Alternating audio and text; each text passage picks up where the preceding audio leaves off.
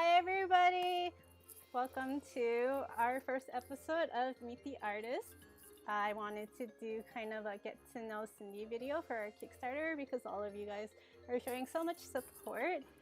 I wanted to dispel some misunderstandings that I worked really hard like this and I started at nothing just like you guys, and I think you guys can do this too.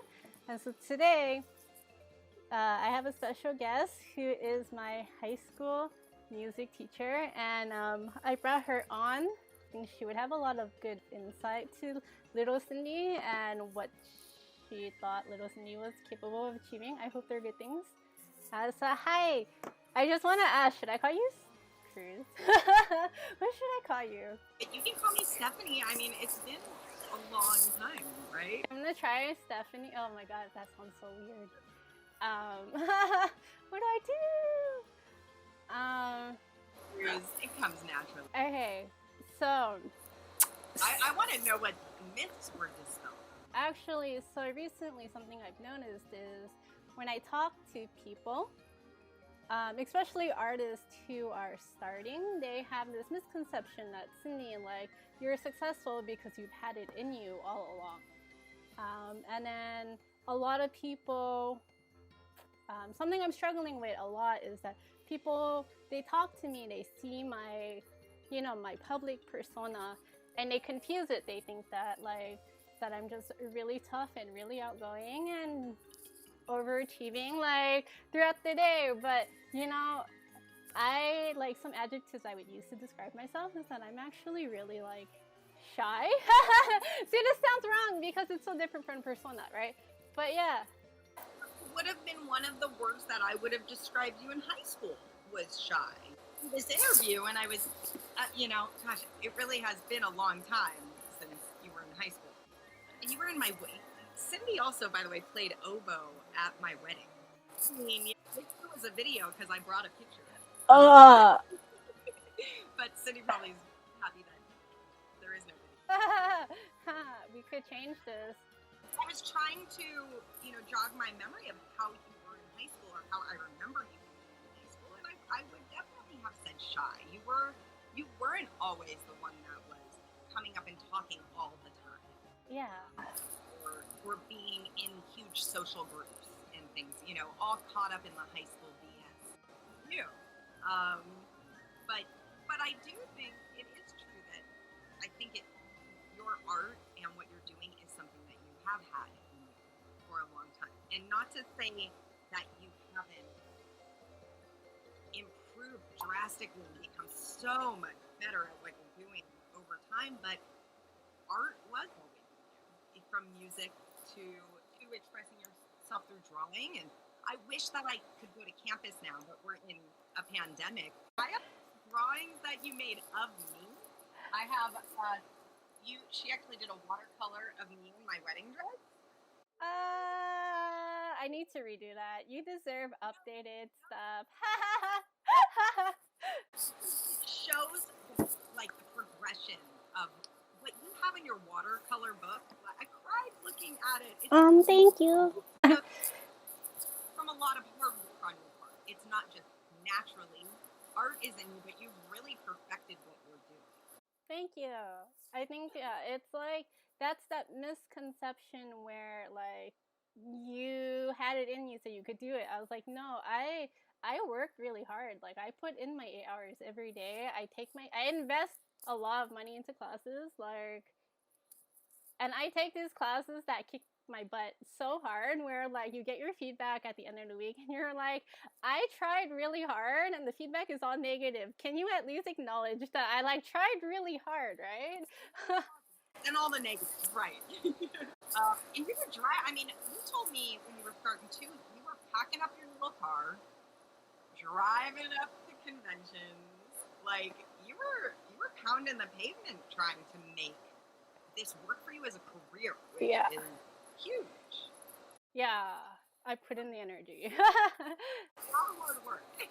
Yeah, that's why, this is why I wanted to talk to you, because you're one of the few people that have seen, little timid Cindy, being offered, a solo in this concert, and then I'm like, I don't know if I could pull this off, but thank you for trusting me with this. Like, but you, right? Self-confidence. Like, I don't think you were super self-confident.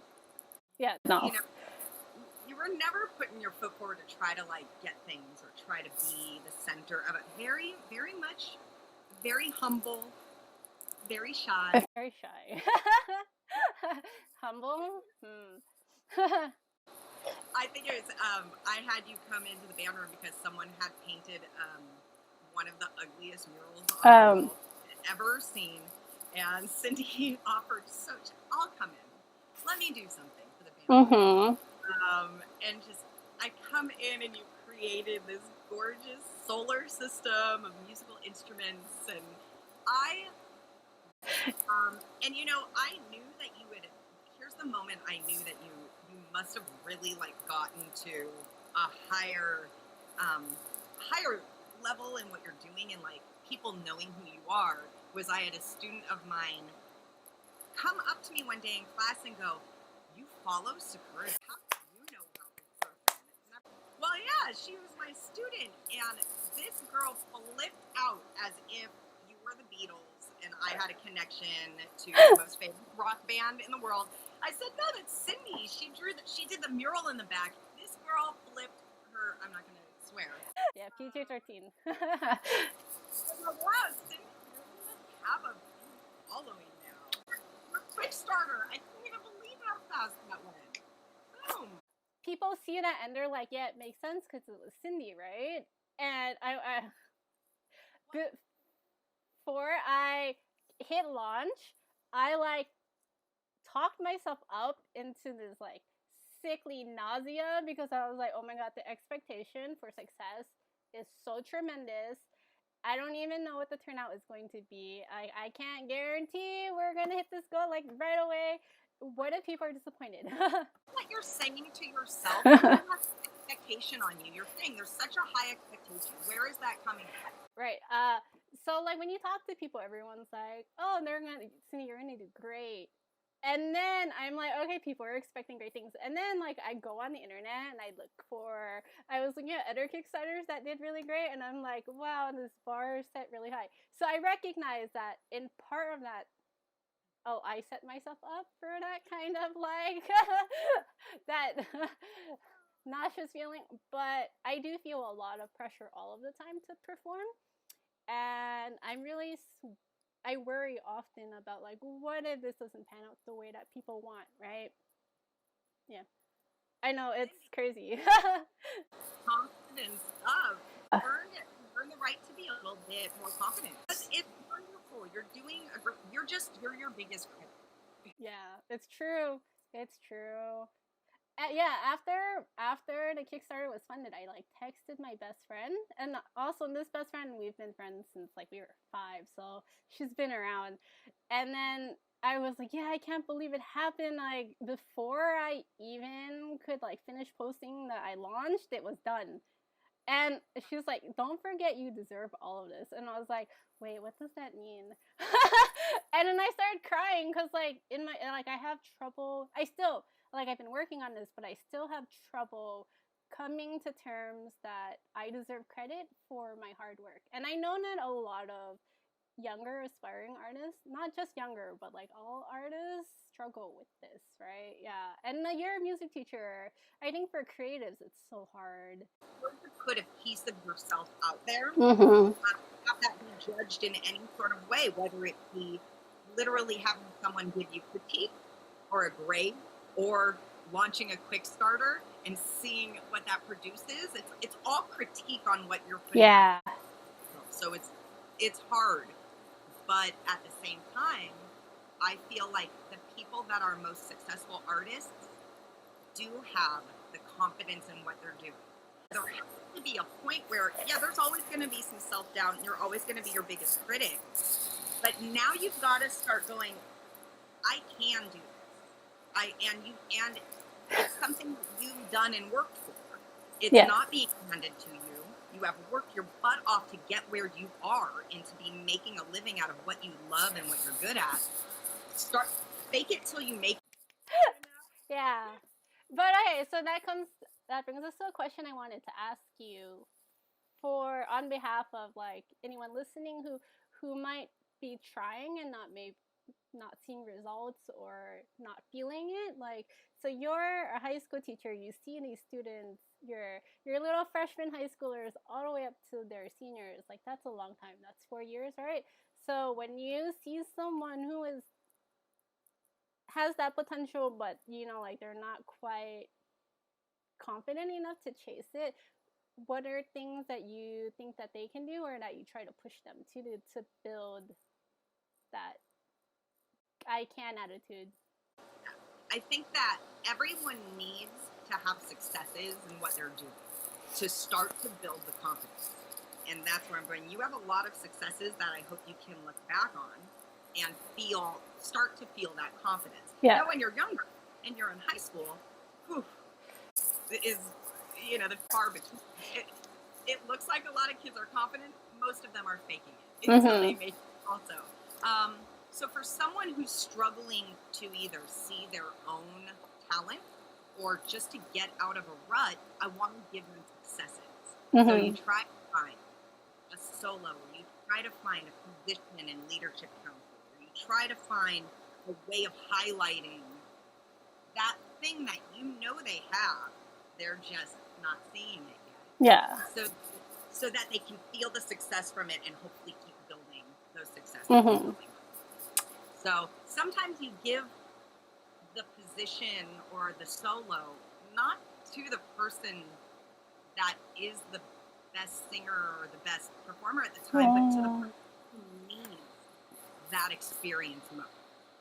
I see. That's not something you think about all the time, right? Especially as a student, like me thinking about sitting in band, and I just always assume, all right, this student is super talented, they get the solo. You know what, Cindy, though? I'll tell you this. When you were my student, and I feel like when you were my student, I was a baby. You just started. You had just started. I don't know that when I was your teacher, I was even thinking that way yet. I was trying to gain some confidence even being a music teacher. So it comes just with time. And so now I feel more confident as a teacher, and I've found these little tricks, and now I can look at my students and go, okay, it's not always come on, we're not in this for the competition of it, that people are leaving high school with an experience that's going to help build them as a person later on. I don't expect people to go out and join a symphony, or major in music or any. Yeah. For most people, they don't even pick up their instrument ever after they graduate high school. Yeah. But program with some experience that help them learn to be more personable with people, learn to be a better speaker, learn to have some confidence, then I've done my job. You don't ever have to click your oboe again. Don't worry. Right. And I want to point out, like, when I got to college, and even now, I think back all the time, and I'm like, that high school band experience, if not for that, I don't think I would have ever learned or been given opportunities to be in leadership positions or to be responsible for people or to be given the opportunities to push projects through and feel good about it, right? Because then in high school, you're just, I need to pass this test and I need to do my homework, and that's all there is to it. But I think not just that band program, but like the band experience in general for students all over the world, I think that's kind of the magic of a music program, right? Yeah. Everyone out there, it doesn't matter how old they are, if they were in band, and I say I'm a music director, I used to play trombone. Yeah. You need to get pulled back into the experience. You don't remember how to play your scales. That doesn't matter. You remember the people you met in the concerts and the. Yeah. Like when I was a freshman in high school, you were just starting. Oh my god. I was like your first freshman in class. Dude, really? Yeah. So I was 24. Oh my god, you were so young. Dude, I was a baby, and I had no idea what I was doing. I'm gonna be super. I used to come to school school and like do makeup first period while the I remember that. I'm like, sorry guys, I'm not ready yet. And then the girls would come in and watch me put my makeup on. I should have been fired. I'm lucky I still have a job. Well, you didn't. I mean, you're doing a really kick-ass job still. Your first year, like we were winning awards, right? We're so good. Thank you. I miss that group. You and like Gabby and George. Oh yeah. Dang. Oh my god, we had some powerhouses in your years, you know? Oh my god. And you were fresh. Like I'm saying, you were so meek. You were so timid. You know what? As most of the freshmen who come Yeah. in. No. Yeah. The self-consciousness. Yeah. The need to impress. I think that was something I really had to work on. Stop trying to impress everyone. Stop trying to get approval from all the adults. You don't need it. And you and Sean Wade, right? Yeah. Football player. The senior. Great too, man. He just pulled up your level, I feel like. You guys just worked. And then he left. And I was like, oh, Cindy took over. And then I started taking lessons. Yeah. After he left? Yeah. Ah. Yeah. Anybody listening that is in high school, you can take private lessons, do it. There's nothing that is better than having someone who is a professional or a master of that instrument teaching you how to do it. Yeah. Like, and I would guess that's the same with any art, with swimming, with painting, with drawing. Mm-hmm. You have to invest back in yourself if you want to see any progress. Yeah. And the only people that you can learn from are people that are ahead of where you are. So keep pushing yourself. Yeah. Harder classes, harder things. Yeah, exactly. Done. Actually, Cindy just woke up one day and it just all came to her, right? I worked so hard. Oh my god. So hard. And then there are a lot of times where I'm like, even with the Kickstarter now, I've just been with this Kickstarter day in and day out. And I launched it and now I'm still committed to it. And so then like I do feel a little bit burnt out. What I'm trying to do is I'm trying to rest as much as possible, but I'm always keeping an eye on like my phone, always answering questions, always being connected. And I'm very introverted, right? Like, I don't know if you remember, I'm like super introverted. So being on and being excited and talking to people all day, all night, it's really tiring. Yeah. You're less introverted than you were in high school, so I will say that. I had to learn. But it comes. Yeah. No. But yes, putting on that public persona is exhausting. Yeah. And especially like if you're out at a convention or something, like if I'm at a concert and I'm meeting parents and I'm shaking hands and you're doing this by the time you leave, like my face hurts from smiling. I can't, to keep going with it. It's just a lot. And that's not even seeing all of the background of what you're actually doing for your Kickstarter and your business. Yeah. That's just the public part of it. Mm-hmm. Cindy, you're doing such a good job. I'm trying. I am so happy for you and proud of you. Thank you. Thank you. Thanks for teaching me how to be a leader. Something I've been working on is setting boundaries, right? So you know how like you are a music teacher, your students will always need you. Your students have your contact, your social media. Parents will need you, other staff will need you, the program will need you. Like how did you learn to say no? Yeah. And that's what it is. You have to learn to say no.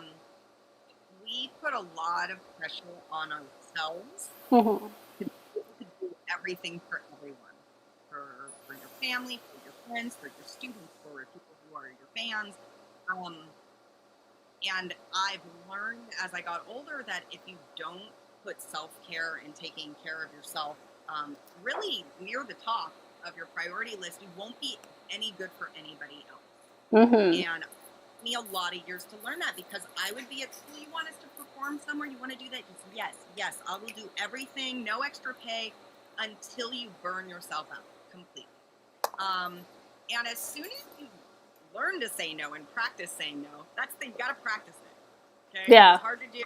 But once you say it and you realize the other person is not fazed by it, you're the one that's putting all the pressure on yourself to say yes. Yeah. Now I can say no. Okay. And you're like, oh, it's okay. It's okay to say. It didn't necessarily need you that much anyway. So you have to just learn to say no. And you've got to keep self-care, sleep, whatever that is, meditation, walks.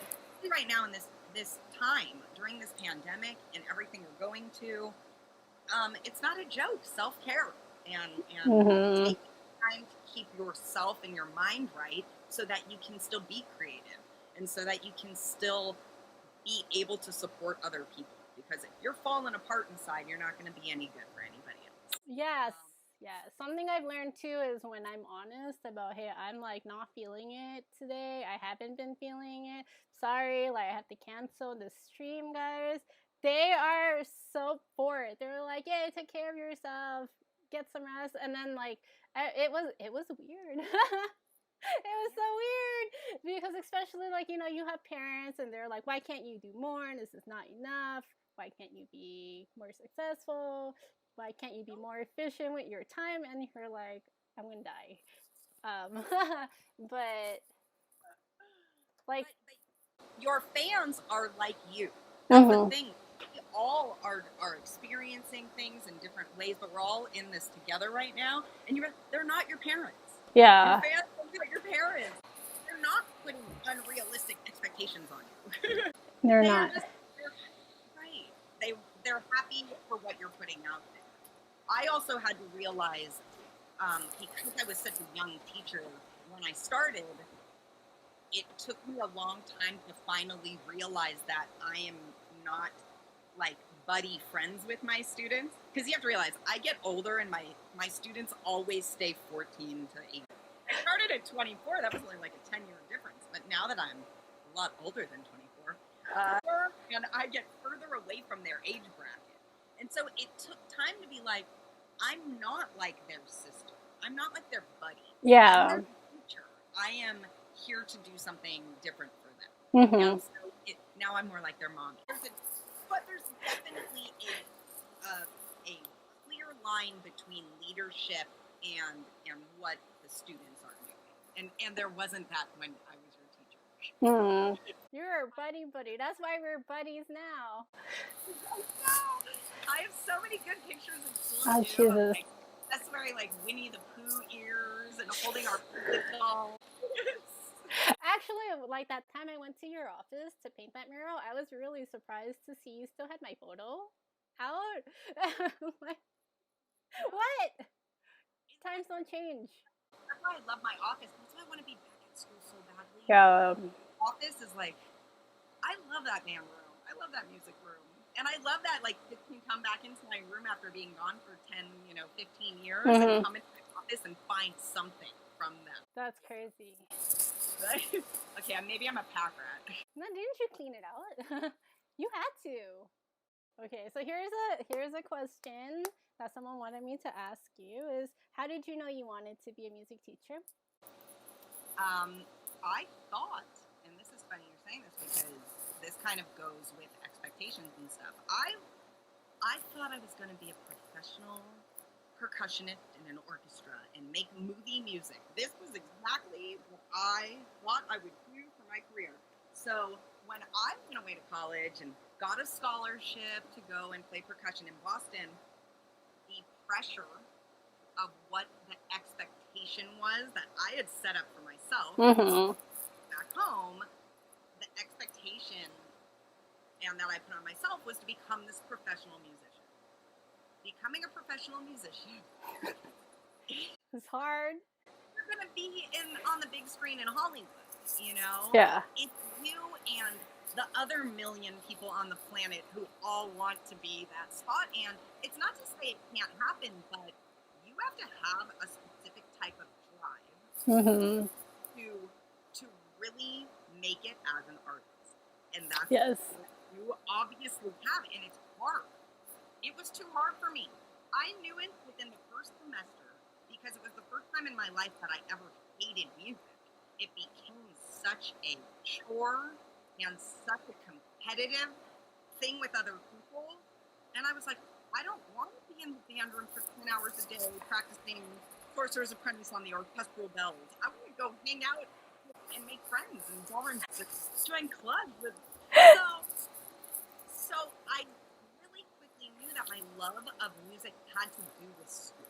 And I was trying to do a double major, and I tried to do it for 2 years, kind of unhappily. And as soon as I changed and I dropped the performance part of my major, and I told my parents, I'm like, are you disappointed in me? They were like, no, you would be a great teacher. And I was like, oh my God. I was so happy, and I may not be the best musician, and I may not be the best band director. In my mind, in Selfcare, dang, boss lady, boss music director, the one and only. Well, but you know what I am good at? I am good at giving students an experience that will hopefully set them up for successes in their life. If I can never play the first trumpet part in all 3 years of high school because he never improves, but if that kid can go out and ask someone on a date because I taught him to be a little more confident in life, like, to me, that's a win. Yeah. It's not about the music, it's about that experience. And I'm good at it.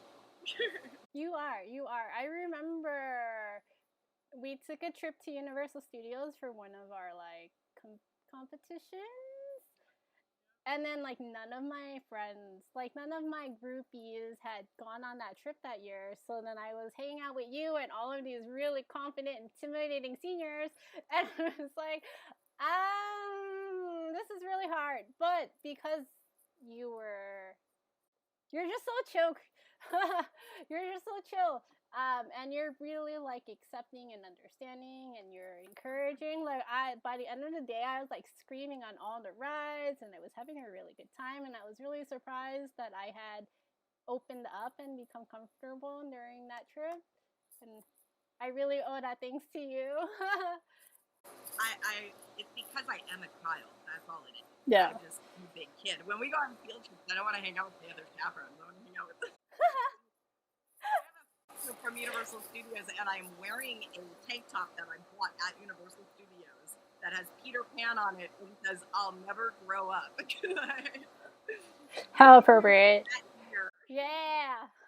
I think it was like a 2 for $20 deal, and I think we split that deal or something. I forget what I bought though. I love that you remember. Well, something. Okay, well, I was gonna ask to share like a distinct memory that you have of us two. Would you say it? See, I think that trip was the memory. It's you and me buying Winnie the Pooh in Eeyore plushies. Yeah. We must have shopped a lot on that trip because we were just hanging out all the time. And then my other memories are of you at my wedding. Hold on. I don't know. Did you drink at the wedding like everybody else did? I did not. I don't think I was 21. I do see myself in a dress that. Yes, in a dress. Oh, I feel so special. Yeah, I didn't even want to do that for my siblings. And then it's funny because, again, it was a long time ago that you were in high school. So yeah. Things are kind of blurry in my past. But another great memory, which is not an old one, is when we met up after so long and went to the Tiki Bar at Disneyland. What, like 4 years ago or something? No, it was more recent. 2? What was your last Anaheim trip? 2018. So it was 2 years ago. Yeah. Well, it feels like forever. But that was so. I got to meet you. And just to see you as an adult, like, you're still Cindy, of course, but you, whether you see it or not, you are more confident and you are, less stressed out. Yes. Yeah. Kind of just like settled into yourself. Not that you're not working your ass off. I'm feisty now. I'm ready to fight people. I'm like, yes, let's have a drink. I'm having a drink with Cindy. Oh my god. Yes, being in this pandemic thing is going to be super hard just because I do kind of base what I do at school. You know, with my program, people join my program for the social connection. How do we do this over a computer? How do we make music? I mean, it's just going to be a really interesting year.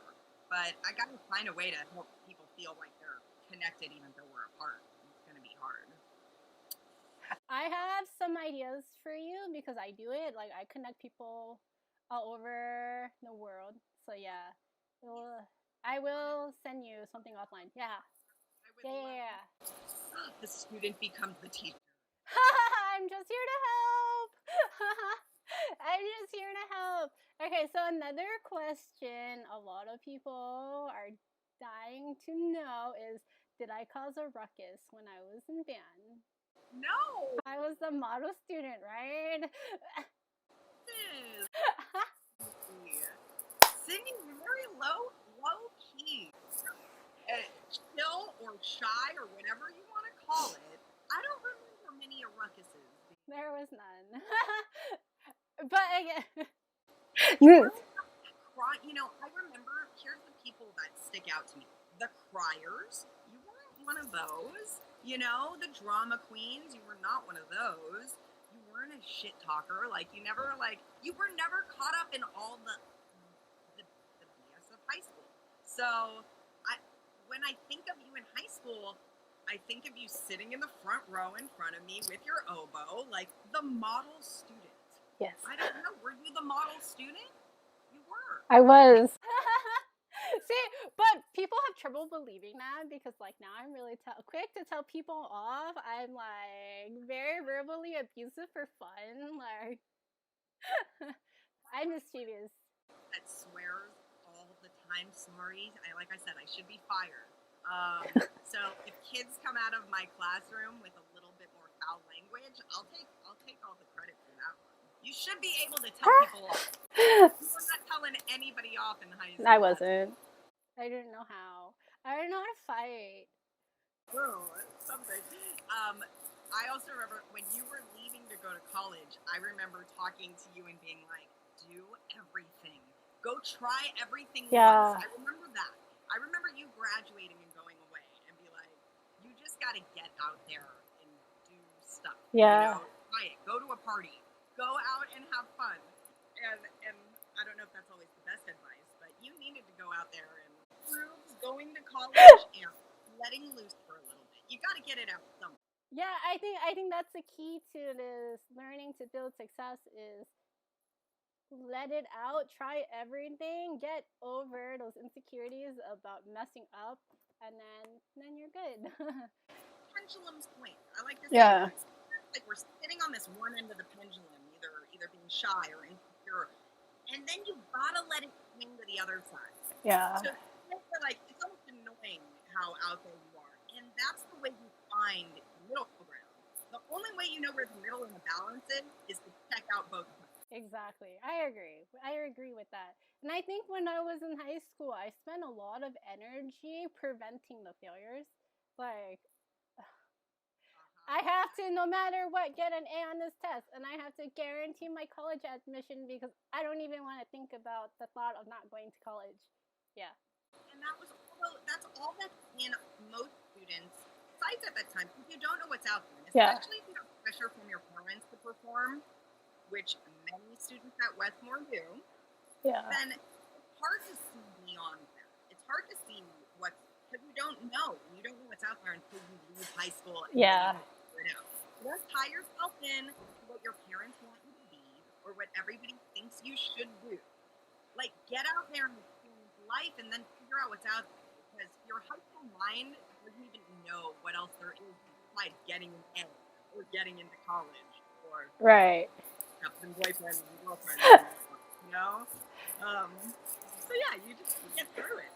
Did I tell you I got to college and I could not get the A's anymore? And then after my first term, I nearly I can't do this. It's too hard. And then I was like, wait, what am I doing? Why do I care so much? Right. It's the pressure we put on ourselves. Yeah. And especially if you had it put on you through your whole beginning of your life from your parents, it's kind of hard to undo that mental program. You're already programmed to have that need to succeed and to please other people and to not fail or, quote unquote fail. Woo! Unprogram your mind. It's hard. Exactly. But how lucky, not lucky, because it wasn't luck. How awesome that you have been able to, at this point, make a career out of your art and what you love. And that's not easy to do. Yeah. It's so not easy to do. God. So good job. You deserve that you would. I kicked and screamed. I kicked and screamed. Like, and then I was juggling the two careers at one point where I thought I wanted to be a web developer. So that was my like 8-hour day and 4-hour commute. And then I'd come home and I'd put 4 hours into the art. And like that's what you have to do if you want it. And people always ask me, how did you manage that, or how did you get started? And I'm like, if you want it, then you just gotta go for it. And it's gonna suck, but what else can you do? Don't wish for it. You gotta work for it. Yeah. You got that you have is because you've gone out there and you've worked it. Yeah. And we're out of time. But do you have any last minute questions or comments?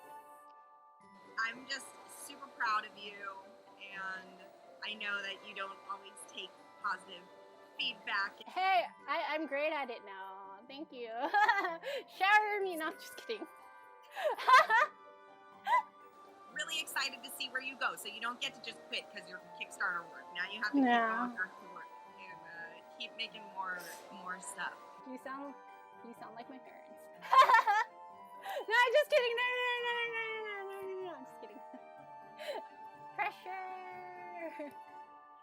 Very good. And like I have been looking for an excuse to do something with you for the business for so long, when I thought this was perfect. So yay, I had a lot of fun. And then when the pandemic thing blows over, we'll more drinks. Person again and have